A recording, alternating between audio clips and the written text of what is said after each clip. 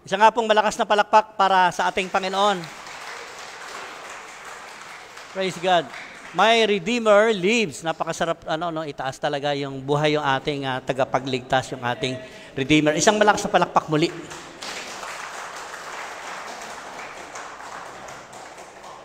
I would like to start with a question sa mensahe na ating pagsasaluhan sa oras na ito. If you take a look at the screen, pag tinignan natin, minsan na ba tayo nagalit sa Diyos? Are we get angry with God? Siguro maaaring hindi tayo amin lahat. Pwedeng sabihin natin, hindi ako nagalit sa Lord. Pero di ba pagka marami tayong pagsubok sa buhay, it will come to angry with God. Angry with God is a normal thing na sa ating mga mananampalataya ay nararanasan natin yan. At many times yan sa buhay natin, tinuturo natin ang pagsisisi sa Diyos sa mga pangyayari sa buhay natin. Nag-study ako ng 2 kaso. Ang isa nakita ko, alam niyo yung mga nagwo-work abroad? Kasi nagtrabaho ako sa abroad So marami ako nakita na nag-abroad. Bakit nag-abroad ang isang asawang lalaki o yung babae? Di ba, kahirapan. Usually, yan ang mga dahilan. Dahil sa hirap ng buhay, nag-abroad talaga ang isang tatay o ang isang nanay. Sabi nga ng iba, Pastor, yung aking mga pag-aalaga sa mga bata, hindi ko naranasang alagaan yung mga anak ko na maliit. Kasi they were DH domestic helper talaga sila. And minsan, di ba, mga nurse yung anak ninyo, nagkasakit yung magulang, yung kanilang mga kapatid o kamag-anak, hindi nila usually naalagaan ng personal. At yun yung napakasakit pag nag-abroad ka talaga. Wala ka dun sa mga panahon na celebration, maraming celebration sa buhay, wala ka, absent ka. Di ba, ang hirap. Yan yung isang case study na nakita ko. Tama, hindi lahat na nag-abroad nananagumpay. Kuminsan nga, napakapait ng percentage, di ba? Yung mga nag-abroad, pag uwi nila, kabaong na sila. Ayan ang katotohanan. Napakasakit nun. Kaya, bakit sila umaalis, lumilisan sa sarili nilang bansa so that they will able na matustusan yung pangangailangan ng pamilya nila. One thing, poverty talaga. And the other case study, the other one is, nag-migrate yung mga Pilipino o tao. Migrated. Yan. Tama, ang dami na ngayon nasa Canada, no? Yung mga anak nga rin, sa Canada rin yun din kanila, ang goal nila, mag-migrate sila. Pero ang lagi ko sinasabi, I want here in the Philippines. Gusto ko talaga dito. Pero dami nga mga Pilipino rin nagmamigrate. At marami ka rin naman na experience na nagsasabi sa kanila, dako, pag nasa abroad ka, hindi madali. Mag-migrate ka sa isang lugar, syempre sa una napakahirap. You have to be adjust doon sa kultura nila, sa maraming bagay na pwede kang mag-adjust talaga. At napakahirap, hindi madali. Yung ating pagsasalusuluhan sa araw na ito, sa umagang ito, gusto kong makita natin, may isang pamilya sa Old Testament na nag-migrate sila from Judah to Moab. Why? Because of a great and severe famine in the land of Jerusalem or Judah. Ito ang iwan ko sa inyo. From the start, basahin natin. Sabay-sabay, basahin po natin. 1, 2, 3.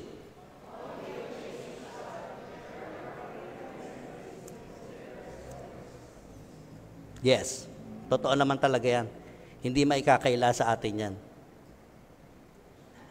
Sabi ko nga, yung mensahe na to nung binubulay ko, totoo naman, only gracious God can turn our bitter memories. Yung mga mapapait, masakit, masaklap na pangyayari, experience natin sa buhay natin, only Jesus can turn our lives into a better stories. Para magiging magandang testimony na lang siya sa buhay natin, di ba? Kahit na mapait, masaklap yung dinanas natin, in the end ng istorya ng buhay natin, into a better stories because God is gracious. Ang mensahe na ating pagsasalusaluhan ay pinamagatang, the Lord is so gracious. Nakita niya, puro mga attributes yung sinishare ko sa inyo for how many weeks, yung mga katangian ng Diyos na pwede natin makuha talaga at makita natin, maranasan natin. Tayong lahat ay manalangin. Father, we thank you again and again that you are our Lord and Savior and so gracious enough for our lives. Salamat po, Panginoon, dahil kayo ang author of life. Salamat po dahil meron kaming buhay na pahiram na ginagamit. Buhat po sa inyo. Nawa po, O Diyos, ay sa oras na ito ay mapatawad mo kami sa aming mga kasalanan, mapuno mo kami sa aming mga kakulangan, at mabigyan kami ng panibagong kalakasang espiritual. May you continue to bless us, O God, with power and energy na kung saan sa iyo lang po namin matatagpuan. Salamat dahil kayo ang Diyos na magbibigay ng mensahe sa oras na ito. Gamitin niyo po ang inyong mensahero bilang tuntungan ng inyong salita. At nawa, ang munting tinig niyo, Panginoong Sus, ang siyang marinig ng bawat isa. Ito po yung samot dalangin namin, punong-puno ng katagumpayan. In Jesus' name we pray. Amen. Balakpak muli sa Panginoon nga. Siguro, familiar kayo sa buhay ni Ruth. Si Ruth. In the book of Ruth, we start with chapter 1, verse 1. I would like to concentrate tayo dito kay Naomi. Si Naomi po yung biyenay niya. Ang sabi dito, in the days when the judges ruled in Israel, a severe famine came upon the land. Ito yung conjunction between yung mga judges ng araw, sila yung mga namumuno sa Israel. Wala pang hari noon. The first king of Israel is Saul. Now, this time, sa buhay ni Naomi, ito yung mga pangyayari, puro judges ang mga nasusunod ng araw. Ang sabi dito, nagkaroon ng matinding taggutom doon sa bansa ng Israel.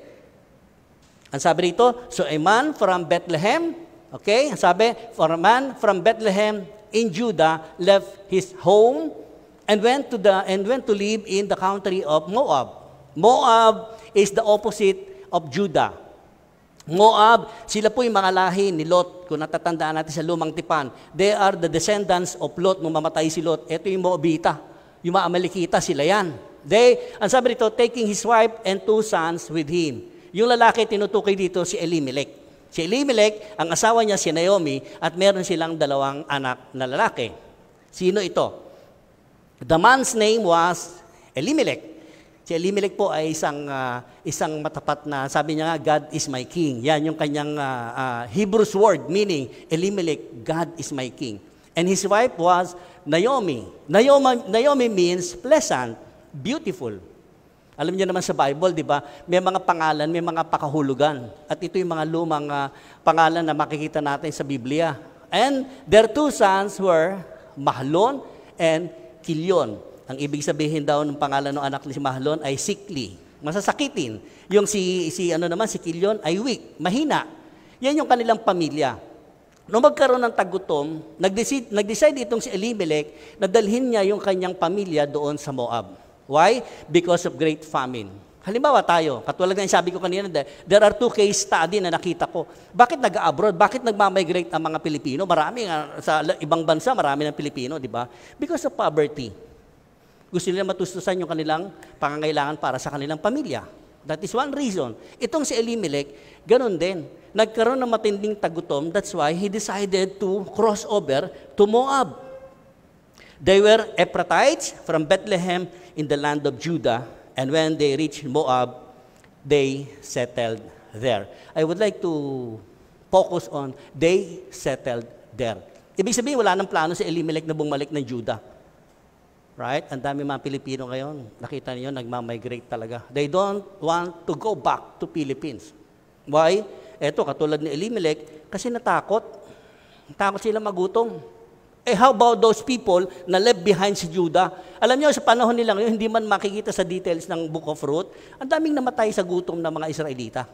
And because one reason, ang mga Israelita, di ba alam natin, they were complaining, angal sila ng angal sa Diyos. Kaya, ang iba, kinakamatayan nila. Now, dito makikita natin si Elimelech for the purpose, ang ganda na intention niya ilikas niya yung kanyang pamilya dalhin sa Moab. Good intention, right? Magandang motibo para kay Elimelech, for my family. But makikita natin mamaya sa narrative story na ito, merong dahilan ang Diyos. Verse 3, then Elimelech died. Hindi naman na details, anong kinamatay ni Elimelech, baka inatake sa puso ito, Kaiisip, nai-stress siya sa mga dadanasin ng pamilya niya. And Naomi was left with her 2 sons. So naitsipera na ngayon si Elimelech. Sino naiwan? Biyuda. Si Naomi na biyuda at yung 2 anak niya. So sa panahon nila kasi nung araw, pag may 2 anak ka, ang laki pa ng pag-asa. Nakapag na-widow ang isang babae, napakalaki pa ng pag-asa because yung kanyang anak ay 2 lalaki. And very highlighted naman talaga sa Israel, di ba, ang mga lalaki. Because patriarch, yung kanilang mga kaugalian, culture nila, lalaki talaga. Pag babae na iwan, wala na. Wala ka ng pag-asa. Because ang lalaki ang tagapagmana talaga. So naiwan ngayon silang mag-iina.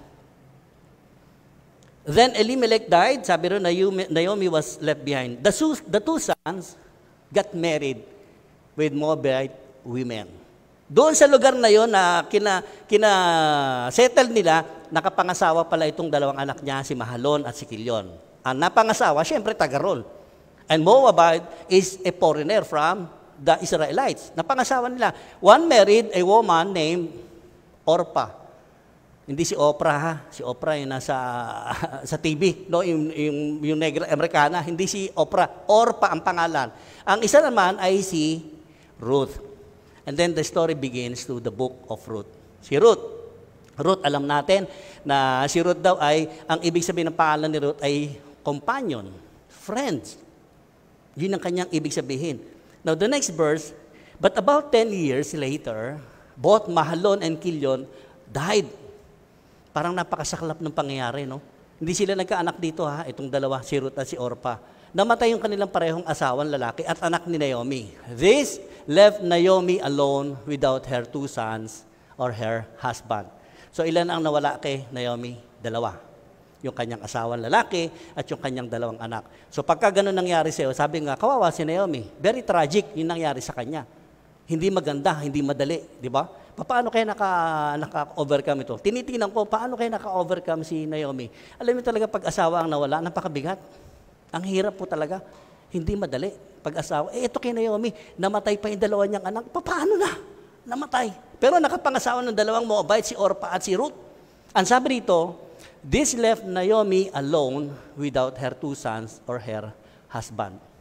Siguro laging inaalo ng 2 manugang niya, si Ruth at saka si nanay, okay lang yan, makakayanan mo yan, nandito naman kami. And another thing, makikita natin dito yung relationship between mother-in-law and daughter-in-law. Pero hindi yun ang focus ko today. Ang gusto kong ma-focus, kay Naomi tayo. The next verse, we can see, then Naomi heard to Moab that the Lord has blessed His people in Judah by giving them good crops again. So, ibig sabihin, nabalitaan ni Naomi yun, sa kabila ng kanyang pagdadalamhati, yung kanyang karanasan, nabalitaan ni Naomi na yung lugar nila na pinanggalingan sa Judah, they are graining. Yung crops nila, nagkakaroon ng ani.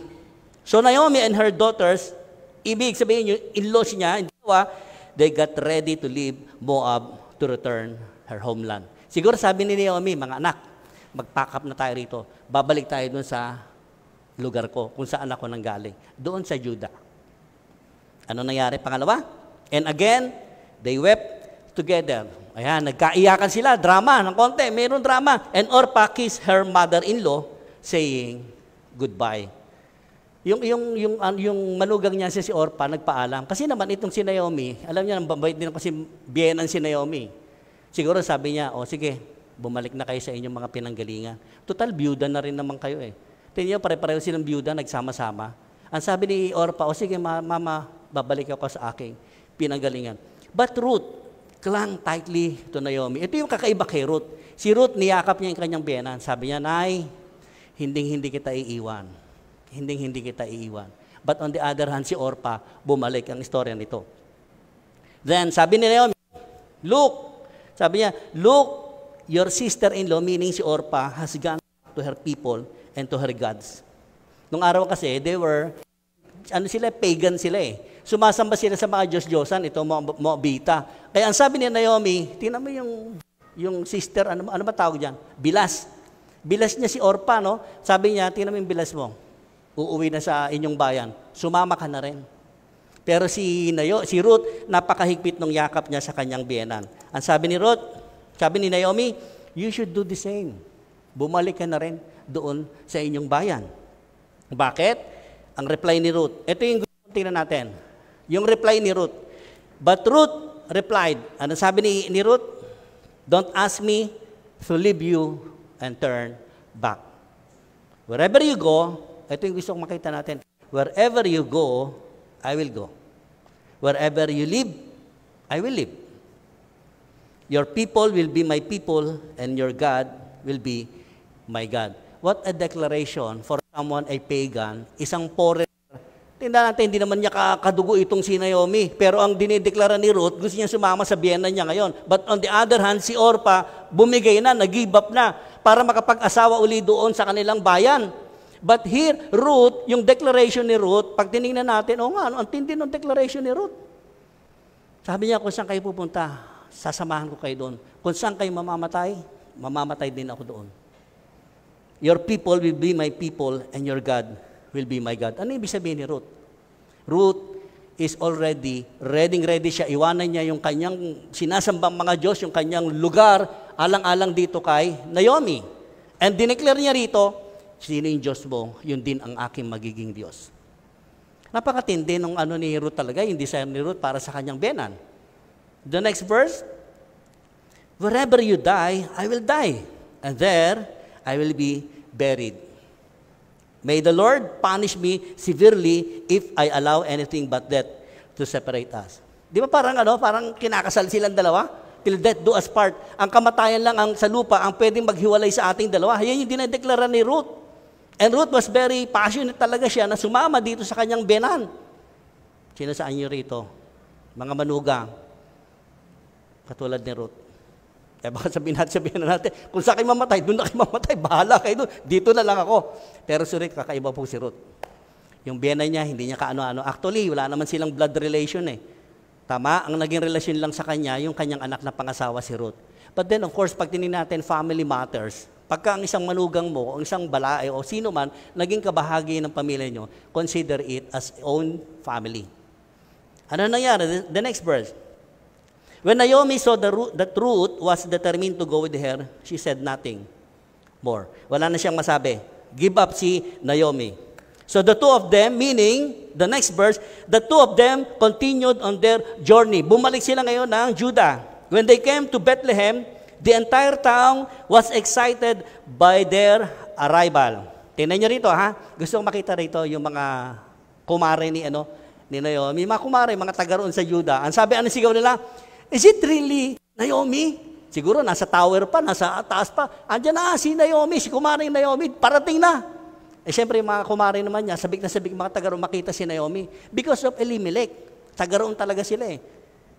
Siguro sabi na iba, ba't ganyan itsura ni Is it really Naomi? Di ba nag-migrate sa Moab yan? Di ba galing ng Canada yan? Di ba galing ng US yan? Bakit walang balikbayan box?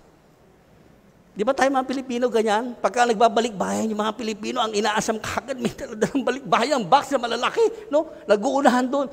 Yung mga women dito, yung mga babae rito, ganyan din sila. From the Old Testament, pag nakita natin. Ang sabi nila, talaga bang ito siguro nag-iba itsura ni Naomi. Nung araw, sexy siguro, maganda, pero baka ngayon, ang payat-payat na ni Naomi, no? Kaya nagtataka sila. Anong sabi ni Naomi? Don't call me Naomi. Sabi ko kanina, Naomi means pleasant, beautiful. Ang sabi ni Naomi, instead, call me Mara, for Almighty God has made life very bitter for me. Very bitter for me. I went away full, ito yung sinabi niya, I went away full, but the Lord has brought me home empty. I called me Naomi when the Lord has caused me to suffer, and the Almighty God has sent such tragedy upon me. Sinong sinisisi ni Naomi dito? Diyos. Alam niyo, pag tinignan niya talaga, if I were in Naomi's shoes, the same feelings, the same tuturo ko, kaya nangyari sa akin itong ganitong trahedya, pangyayari sa buhay ko, it's all because God.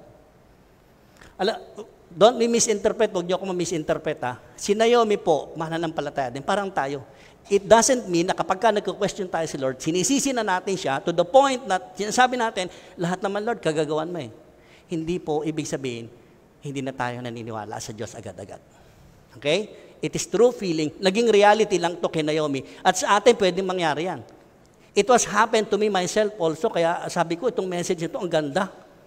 It cost me a lot kung anong ginawa ng Diyos sa buhay ko.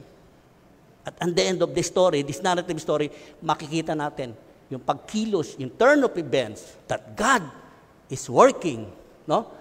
Hindi natin nakikita, nagtatrabaho ang Diyos behind the scene na hindi mo namamalayang kapatid. And that is Naomi. Naomi is a normal people na sinasabi niya, naranasan namin lahat, namatay asawa ko, namatay mga anak ko, nabiyuda yung mga manugang ko, at eto kami, bumabalik kami ngayon dito sa lupain natin. Empty.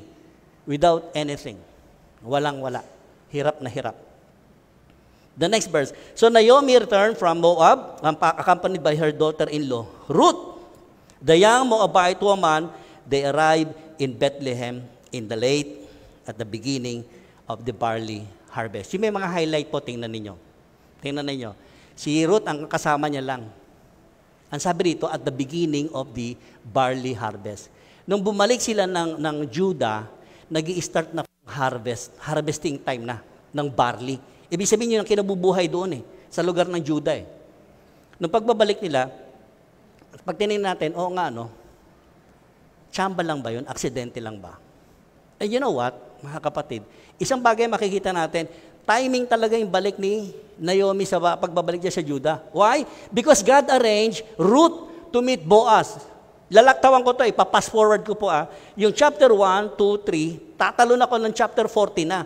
Because nung dumating sila rito, si Boaz na may-ari ng bukirin, siya ang mapapangasawa ni Ruth, yung kanilang dramatic love story. Pag umuwi kayo sa bahay, basahin niyo po yung Ruth chapter 1 to 3 chapter. And then tatalon ako sa verse chapter 4 Ito yung, kasi mahaba siya Gusto ko i-concise ng konti, makita natin. Dumating sila, harvest time. But that time, yung bukid na yun, ang may-ari nun, si Boaz. Si Boaz po, ay isang kamag-anak na malapit ni Elimelech, yung kaasawa ni Naomi. Tingnan natin. Ito na yung karugtong. Chapter 4, verse 13. So Boaz took Ruth into his home and she became his wife. Kasi ang nangyari dito, nung wala na makain itong si Naomi at si Ruth, doon sa Judah, nagpaalam si Ruth, sabi niya, Nay, lalabas muna ako, maghahanap ako ng hanap buhay.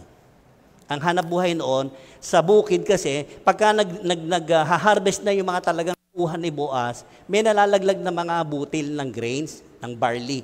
At yun yung sinisimot ngayon ni Ruth. At kapag marami siyang nasisimot, naibebenta niya. So may pangkain sila ni Naomi. So ibig sabihin talaga, sa istorya, si Ruth talaga, kuminsan kasi ang dami natin na neglect sa buhay natin. Tama? Ano yung point ko rito?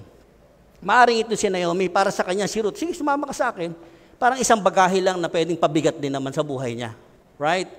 Pero nakita natin, right timing, yung pagsama ni Ruth, pagdating nila doon, harvest time, and Ruth, using by God, nakita natin, siya ang naghanap buhay para sa kanyang biyanan.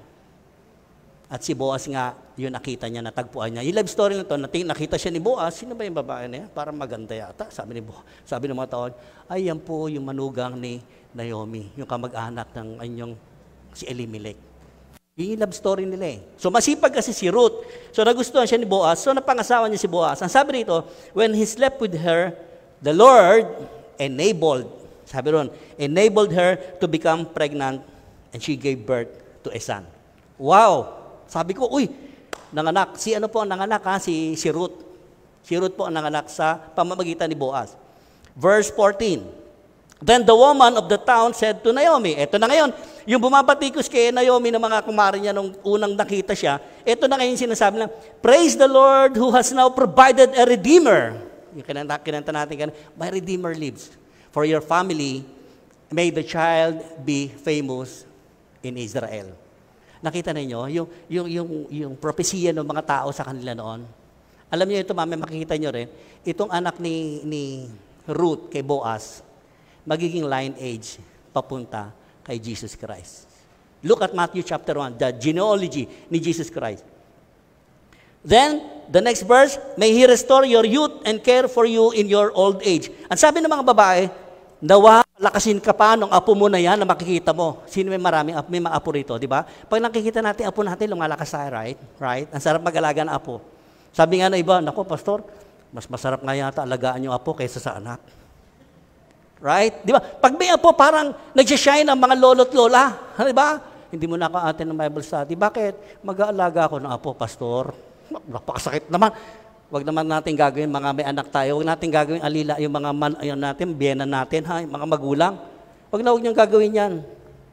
Kayo naman mga lolo't lola, huwag naman konsentidor, konting iyak ng apo. Akin ang apo nga. Si Naomi, ganito rin. Inalagaan niya to. Ang sabi rito, for he is the son of your daughter-in-law who loves you and has been better to you 7 sons. Bakit? Tingnan nyo. Parang sinasabi rito nung nagsulat nito, yung story writer nitong Ruth. Ang sinasabi niya, alam mo yung manugang mo si Ruth, mas higit pa sa 7 lalaki na mag-aaruga sa iyo. Can you imagine? With that 7 sons. At ito si Ruth, babae pa ito. May He restore your youth and taking care of your old age. Sabi dito, who loves you, si Ruth, mahal na mahal siya. At higit pa sa 7 lalaki na maghahanap buhay para arugain din si Naomi. Then the next verse, Naomi took the baby and cuddled him to her breast. Naku, napakaganda. Ito tayo, para mga lolo't lola. Di ba kung minsan, yung mga apo natin talagang alaga-alaga. Nakakita na ba kayo ng lola, pinadede yung kanyang apo? Para yung kapitbahay namin sa Muntinlupa, yung lola, makikita may umaga, pinadede doon sa kalsada, ginaganon lang yung damit niya. Anak mo ba yan? Hindi, apo ko, ba't mo pinadede? Di ba? Sa sobrang pagmamahal ng mga lola, kung minsan ganito, parang si Naomi, she cared, no? She cuddled with her breast. Ang sabi dito, as if he were her own son. The neighbor, the next verse, the neighbor woman said, eto na yung mga kababaihan kumaro niya. Sabi niya, now at last Naomi has a son again. Kasi may anak siya, 2 namatay, di ba? Ang tinatagurian ng mga babae rito, nagkaroon ka uli ng anak na lalaki sa pamamagitan ng anak ni Ruth. And they named him Obed. He became the father of Jesse and the grandfather of David. Yan na yung history. Hihinto ko muna dyan. So, ibig sabihin, itong si Obed, ang naging tatay ni Jesse, na si Jesse naman ay naging tatay ni David. And David, long ago to the lineage, it was the King of all kings, the Lord of all lords. It's his name, Jesus Christ. Yan po ang kanyang genealogy. Pag tinignan natin sa Bible. Now, nakita ba natin yung kilos ng Panginoon sa buhay ni Naomi? Yes. Did you see God's gracious hand at work behind the scenes in Naomi's life? Yes. Alam niyo, kuminsan kasi yung God's grace, yung tinatawag natin, hindi lamang po siya promise, providing, blessing, arranging, guiding, lahat na sabihin natin. Kaya hinighlight ko yung sustaining. God's grace po, sustaining siya. Ibig sabihin, araw-araw po mga kapatid, tinatanggap natin yung biyaya galing sa Diyos. And it's all because the cross of Calvary. Palakpakan natin ang Lord. Ang dami kasi pagkakilala sa God's grace, di ba? Nung naligtas ka, tinanggap mo, okay ka na. Hindi yun eh. Sustainable po kasi yan. Araw-araw may grasya tayong tinatanggap sa Panginoon. Salamat sa Panginoon, nandito tayo. Alam niyo ba, kaya kayo nandiyan sa kita tatay, it's all because God's grace lang. Kaya tayo nandito. Kaya ako nandito sa harapan nyo, sa pulpito na ito, because all God's grace. 3 things I will share to you. 3 bagay makikita ko sa mga instances sa buhay ni Naomi na nakita ko, ang Diyos pala parang nagpa-puzzle. Alam niyo, puzzle, nagbubuo. Right? Nagbubuo. Ang hirap sa una, pag gulo-gulo yun, paano mo buuin?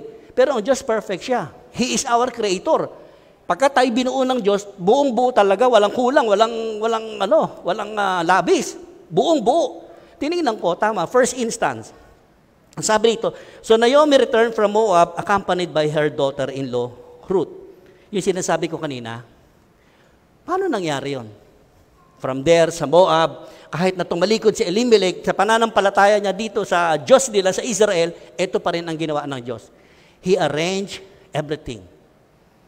In-arrange niya, pagbalik ni Naomi, kasama yung kanyang manugang, magiging harvest time ito. Parang sa atin. Nagkaroon ng COVID, di ba? Tingnan yung COVID. Ang daming yumaman sa COVID. Because God's grace, yung sinasabi natin. Maraming namatay, maraming nawala. Yes! This is all because God's grace pa rin. Pangalawang instances na nakita ko sa verse 3. So Ruth went, ang sabi rito, so Ruth went out to gather grain behind the harvester. Ito yung sinasabi ko, tagapulot lang siya ng mga mumu na nalalaglag doon sa nag-harvest talaga. And as it happened, she found herself working in a field that belonged to Boaz. Si Boaz po kasi napakayaman nun eh. The relative of her father-in-law, Elimelech. Sino nag-arrange yung bukid na yon? Para kay Ruth naman. God pa rin. The third one, another instance. Ito yung sinabi ng mga kababaihan, may the Lord bless him. Sino? Sabi ni Naomi, may the Lord bless him. Si Boaz ang tinutukoy niya. Kausap niya kasi si Ruth eh. Ang sinasabi niya kay Ruth, nawa pagpalain ng Diyos si Boaz, yung bukirin ni Boaz. Why? Because ang sabi niya rito, He is showing His kindness to us as well as to your dead husband. Ang ganda sinabi ni Naomi, kani-kani lang, sinisisi niya ang Diyos. It was all caused by God sa buhay ko. Sabi niya sa kanyang mga manugang. Right? But this time, pag tinignan natin, turn of events yung turn of events kasi sometimes nababago ang pag-iisip natin. Right? Hindi habang panahon, lugmok tayo sa mga trial, sa mga pagsubok. Yes, nagtatanong tayo, sinisisi natin ang Diyos. Pero may mga instances sa buhay natin. Katulad ni Naomi, ito yung declaration niya, He is showing His kindness to us as well as to your dead husband. Ganun po ang Diyos natin. His kindness and compassion. Kaya sasabihin ko sa Romans 8:28. Totoo ito. Ang hirap unawain ito sa Romans 8:28. Before, na hindi pa gumraduate yung asawa ko, hindi ko talaga maunawaan ito. But this time, just like Naomi, naunawaan ko ng totoo. And we know that God causes everything to work together for the good. Sino daw nagbibigay ng cause? Lord. Sabi rito. So kung nasaan ka man, kapatid, may pagsubok ka, may blessing ka, lahat yan, it will cause by God sa buhay natin. Work together for good of those who love God and are called according to His purpose. Kapatid, kaya ka nakaupo ngayon dyan because all God's grace and His own purpose. That we get together, work together for good. Kasi kung minsan yung working natin, yung ating working, hindi talaga maganda eh. Ang sabi ko, God is working in His own ways. Parang ang puzzle yan. Alam niyo, pag may binawi si Lord sa buhay natin, right? Good pa rin yun. Kasi ang ipapalit po niya, better and best. Tandaan niyo po yan, mga kapatid. Pag may binawi, ibig sabihin siya talaga may-ari. Anything na pag-aari natin, pag binawi ni Lord, huwag kagad sasama-sama loob natin. Huwag ka magtatampo, huwag magbe-blame ang Diyos. Dito tulad ni Naomi. But it is a natural para sa isang human being na nagtatampo tayo sa Diyos, nagtatanong tayo katulad ni Naomi. Pero at the end of the instances na naranasan ni Naomi, naranasan natin, ito yung sinasabi natin.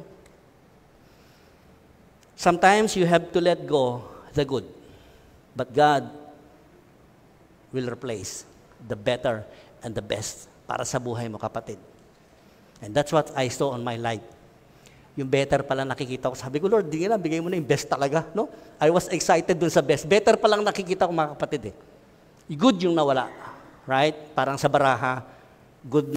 Pero sabi, hindi pa yan ang good. Ito yung lucky. Di ba? Yung lucky. Right?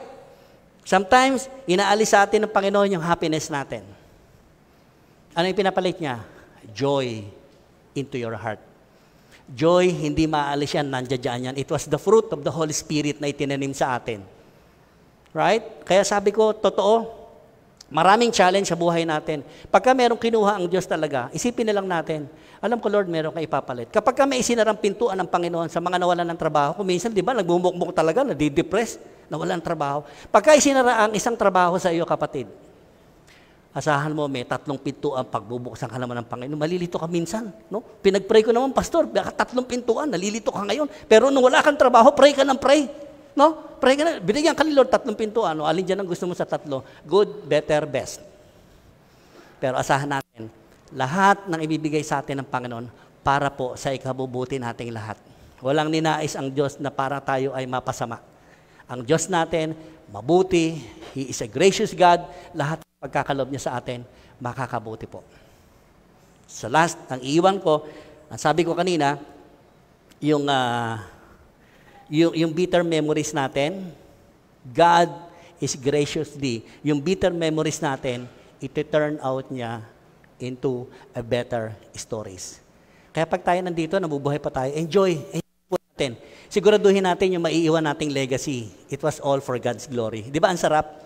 You know, my wife, 10 years extension ng buhay niya talaga. I was studying, sabi ko nga, 10 years pinahiram ng Panginoon sa buhay ko. Na-enjoy naman namin talaga. And I'm so happy.